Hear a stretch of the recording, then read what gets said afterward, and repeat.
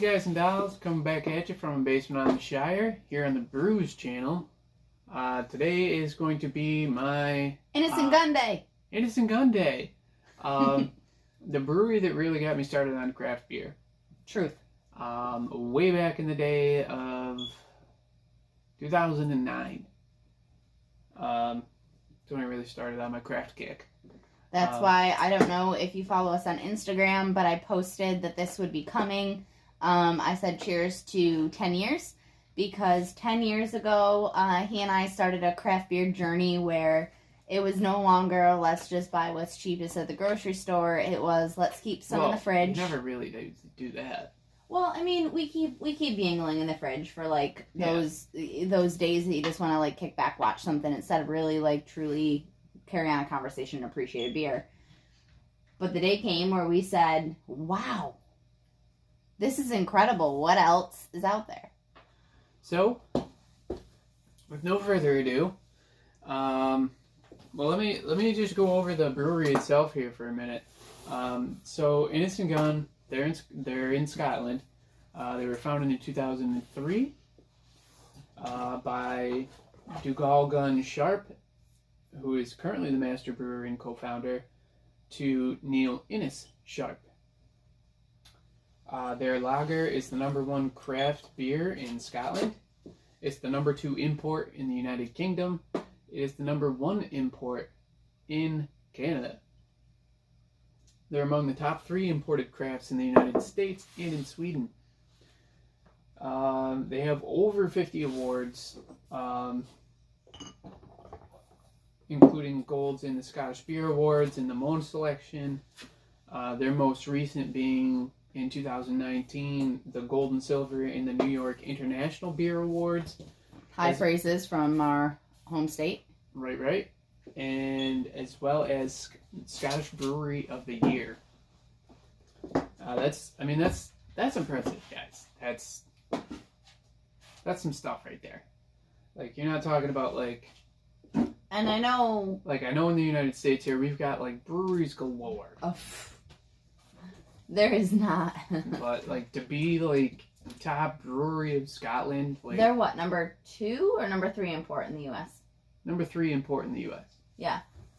That's damn impressive for how much beer the United States drinks. To say that #3...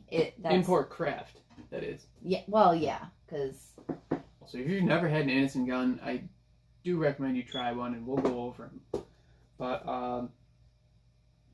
currently in Perth, Scotland, they do about 80,000 pints of their tap lager last year, with 21 million pints worldwide out of Perth.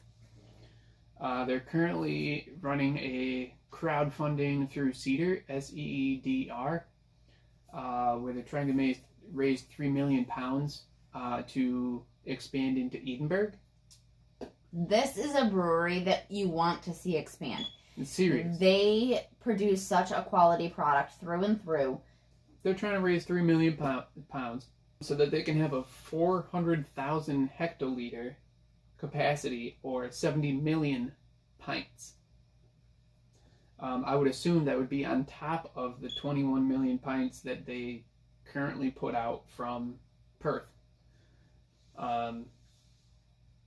Now, again, I'll get into the difference of some of these in a bit as far as how they're aged, but that is one of my talking points here. So let's start with the original. I don't have the original of the original box. It would look almost exactly like this here, except instead of saying Rum Cask here, it would say just original. The way that this one does, but written in there. Just this box styling. So, this box style for this beer. Right. So, because they just kept churning out the same recipe, and so I never really kept the old style. But here you've got their old style. It's their Innis Gunn original. This is the beer to start beer. It really is. For this particular brewery. It's their smooth Scottish beer with natural hints of toffee, vanilla, and oak. So it was aged. It was oak aged for, I always love that. They put it down here, 77 days on oak. That's their original. That's what they started with. And so that's pretty awesome. Like, it's a really good, it was really smooth. Like, and this is the base for quite a few things. Yeah. Because as the original, it really served as a great starting place for evolution of varietals. They did also come out with, well, I don't have them all. I can't get them all stateside, honestly, from where I am. They actually have more, after researching Innis Gunn, they have more than I ever thought they would. They have specialty ones, like, you know, super special release ones that, like, you pretty much have to be there for. But this is their oak-aged Scottish Porter, which was a seasonal at one point. I haven't seen it in a long time. If you'll notice a lot of the differences, and I'll only pull out just a couple of bottles real quick to show you. A lot of the differences are right just on the label. The coloring on the strip across or in the circle. Which, original being honestly, red. Like, that's a killer label. So the original here I have in red, and he has over here in a little bit more of a maroon shade, but everything else is the same. And obviously, except for, again, this was aged 39 days, as you can see, for their Scottish Porter. And this was done with molasses added. That was also really good. I enjoyed that one. It was quite, I mean, I don't want to say it's a sweet beer because it's not fair to say, but it did, you could pick up those molasses. It was different than what we'd usually had from them, which was either the rum or the original. So, I mean, it was really good in its own right, you know, just having something different by them.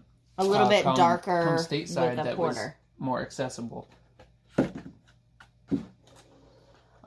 They also, and I didn't keep the box on this one, I don't know why, but they had a bourbon aged dark ale, which was a rich ale matured on bourbon oak for 30 days. So that's that guy there. And it's really hard to see the, where are we at? The 30 day here? 30 day there at the bottom. For 30 days. But. And that one's in purple, obviously. That one's in purple. You see they did choose the darker bottles for some of their releases, like the original I have. Has a dark bottle. Was originally done in a clear bottle. Much like the Scottish Porter that we showed you in a clear bottle. So the Scottish, the original, the first original was coming at you at 6.6%. The Scottish Porter, we came in at 7.4% along the bottom there. As well as the bourbon aged dark ale. That was also 7.4? Yep, that was also 7.4. Here I want to get into, and I had one before this, that was, again, a little bit actually more like this, as far as box styling. They did switch box stylings for, I want to say, to the like full box. A year to a year and a half to a full-size top box, like for protection of bottle. I don't know why, but they did do that for about a year and a half-ish, maybe 2 years, before they switched back to just a regular. And not that it makes a whole heck of a lot of difference, but I actually do kind of like this box styling a little bit more. Not because I don't love the way they did the front. Don't see. And it gives you more information if you'll turn it this way. It gives you more information on the brewery itself. and in full rotation, you know, this is the same as the front. You can see we bought this 4-pack for $9.99. That was back in the day, eh? And then a little bit more even so about this particular beer, which I really appreciate. Which is really funny because right now we're looking at the Irish Whiskey Cask. Which is a release that they do in early spring. Now it is a release that they do in early spring. This one here, again, this was not the first set that I got, but this one was a spring release. Comes at you with another 7.4. So you can get a better. And it was aged for 60 days. Right down here. In their Irish Whiskey Cask. And that beautiful, like, Irish green. I love that. And there was a lot of guessing as to who they were using for their Irish Whiskey Cask back then. They have disclosed who they use now. But this was a 2013 in the spring. They came out with, as they were trying to do, a second release of the same year. This one came out in the winter of 2000. Where is it here? Oh, it's on the bottom. This one came out in the winter of 2013. Which December. is funny because for being an Irish whiskey, most places, and they do now, release in early spring for the sake of St. Patrick's Day. And you can see how it kind of evolved over the years. You can see the changes. they changed a little bit on the, on the box. Not a whole lot, but enough. They put their gold medal there on the front on this one. But didn't really change a lot. Just kind of made the words a little bigger. They were both 13s. Oh, okay. I didn't keep any of the old ones, but oh my gosh, dude, like this beer, absolutely freaking delicious. Just honestly, probably delicious. One of our favorites. Yeah, like I definitely prefer this one to. You have to scoop them up these days when you see them because they go very, very quickly. So that, gosh, I want to say it was Jameson.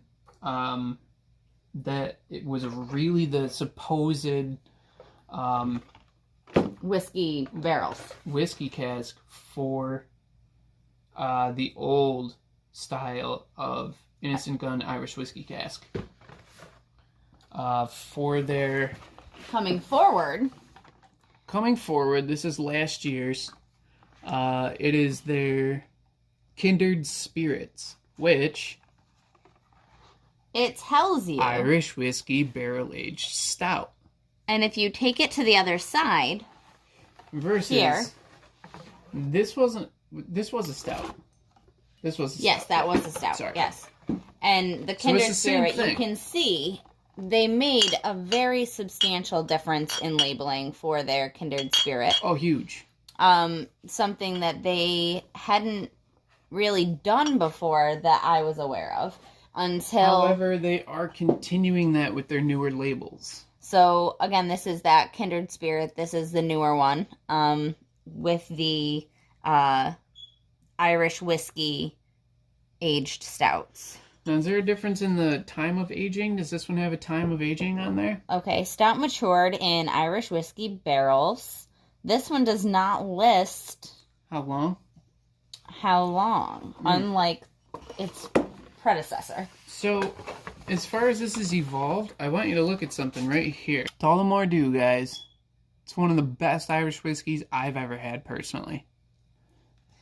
That's one of my favorites.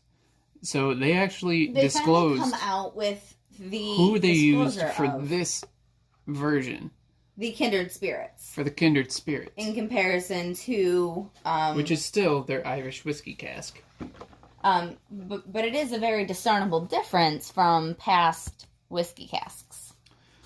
Now, so all of these beers that we just talked about have been regularly barrel aged. Yes. which brings me to the rum edition. This, guys, pull one out for you. One of the most delicious beers I've ever had. This got me started on craft beer. The original Innis Gunn Rum Cask. Aged for 57 days. Aged for 57 days. In rum casks. In rum casks, so barrel aged. 7.4%. Just like they used to do on almost all of them. This was so smooth, so delicious. A little bit sweet, perfectly blended, not overtly sweet. Like, I literally used to buy this by the case. I would usually have at least 2 cases in my basement. At any given time. At any given time. This was the beer. I still buy at least 1 Innis Gunn case a year. If this still exists in the world as is like this, I would pay top dollar for it. It is one of my favorite beers I'd pay $50 ever. for a 4-pack, no doubt. I would too. Like, that's not even a question for me. I would. Because this really started it all. So, in 2010, guys, they started doing,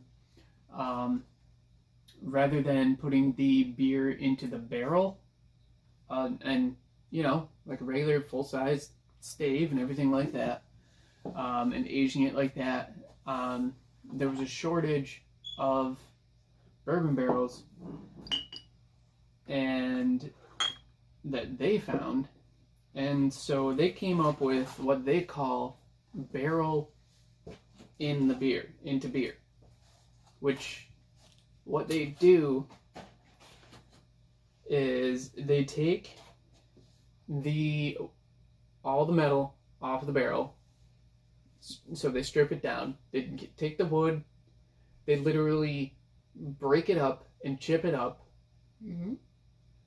At which point they toast the wood To different temperatures. to 5 different of what they call 5 different levels, so that they can create different tastes from that. So what they started doing is they started just aging the beer they started aging the beer by just putting in those wood chips from the cask, from the barrel. It tremendously changed the taste.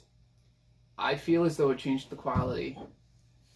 There was a huge outcry, a huge upset. You look online from reviews from that time frame regarding oak chips. There was actually a couple breweries that actually started doing that, and then they stopped.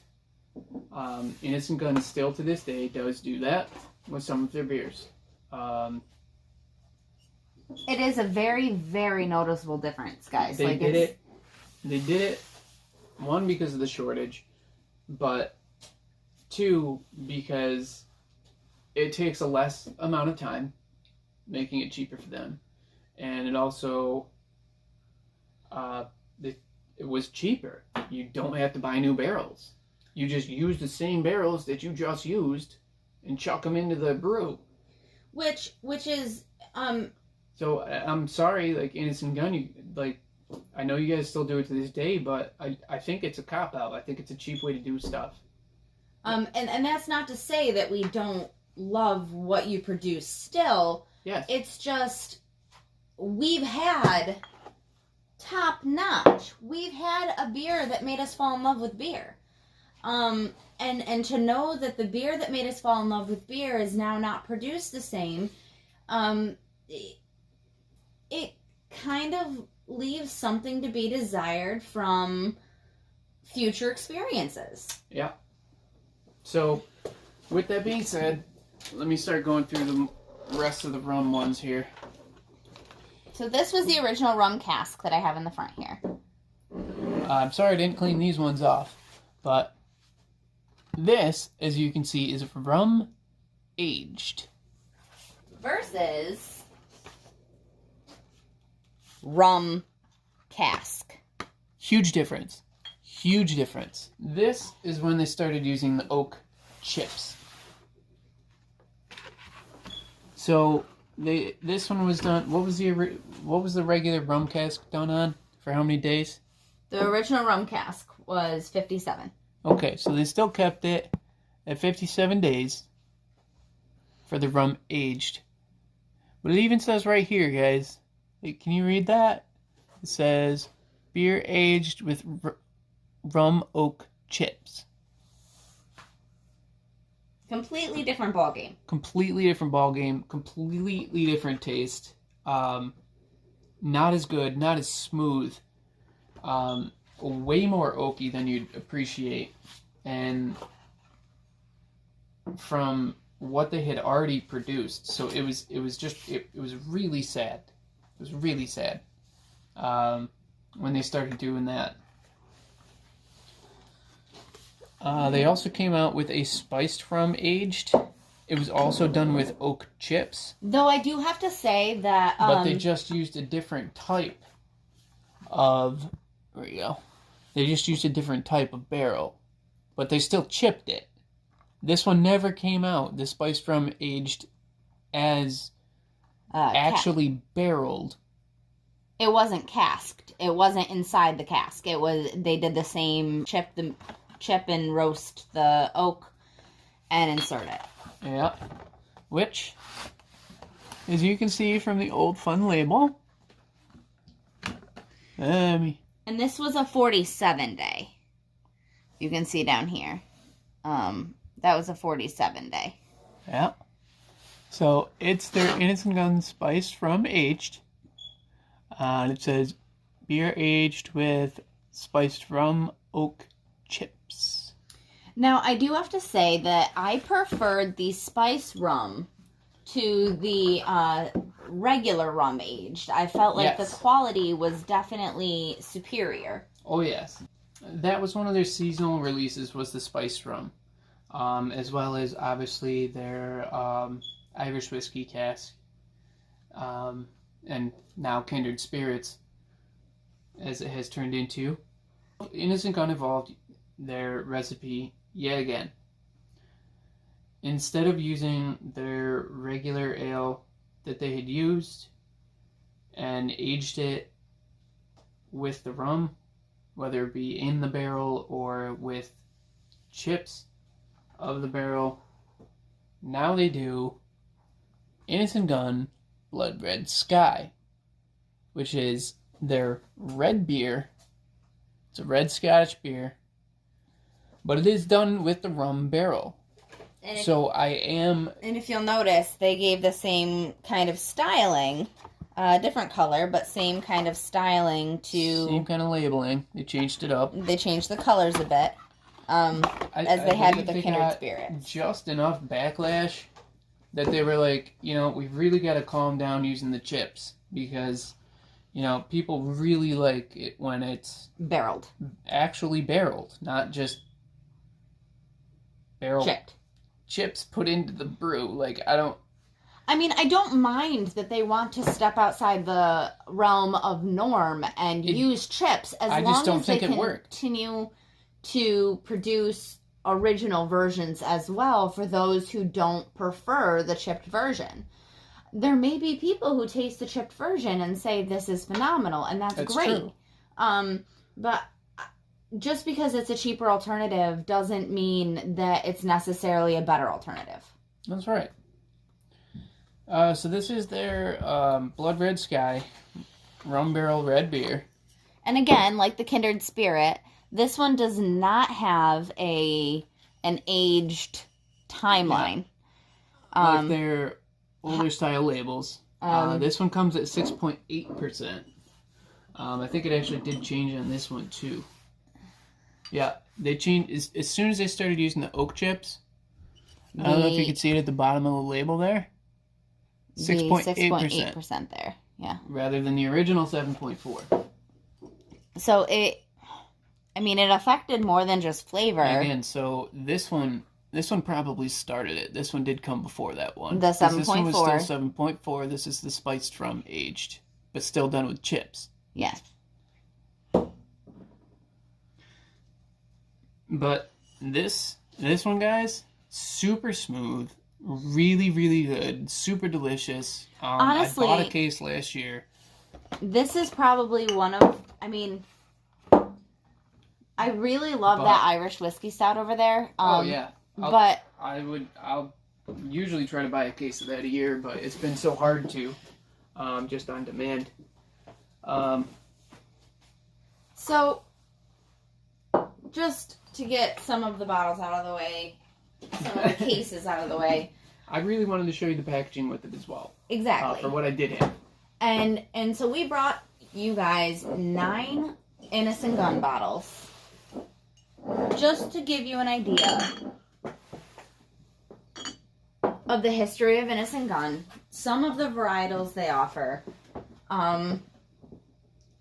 Overall, again, these are not their like top of the line, like super specialty, like you got to go to the brewery to get it.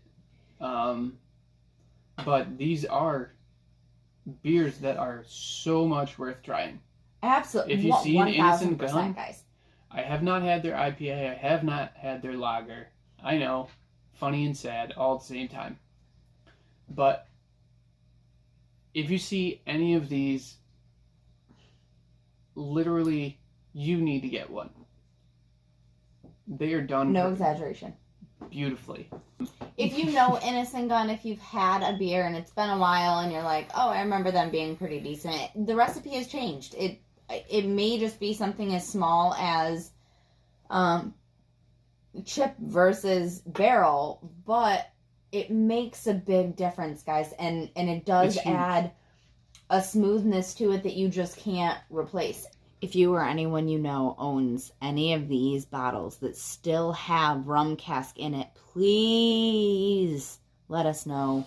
Seriously. I would kill for one of those, like personal message me, like email me. We've got a couple beers in storage. We'd be willing to trade. We will work something out. That is the beer of all beers.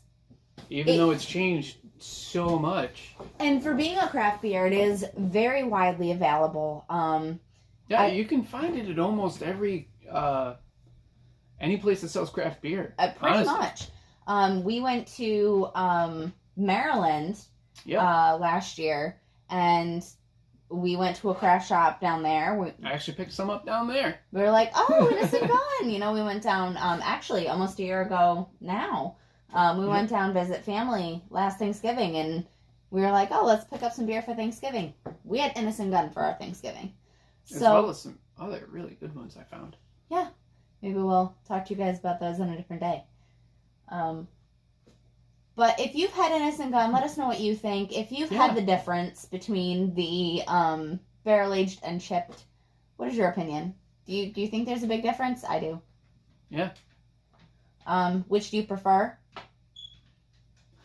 And or, what's your favorite Innis Gunn at all? Is there one we didn't show you today that you've tried? Maybe we've tried it and just don't have the bottle. It's true. It's possible.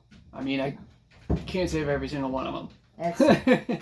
That'd be, bananas. Just think if we save 9 from every single brewery we've ever tried. Dude, I'd be in trouble. Our kids wouldn't fit in the house. Yeah. So, from Basement on the Shire, guys, feel free to comment down below and subscribe to the channel if you like what we're doing.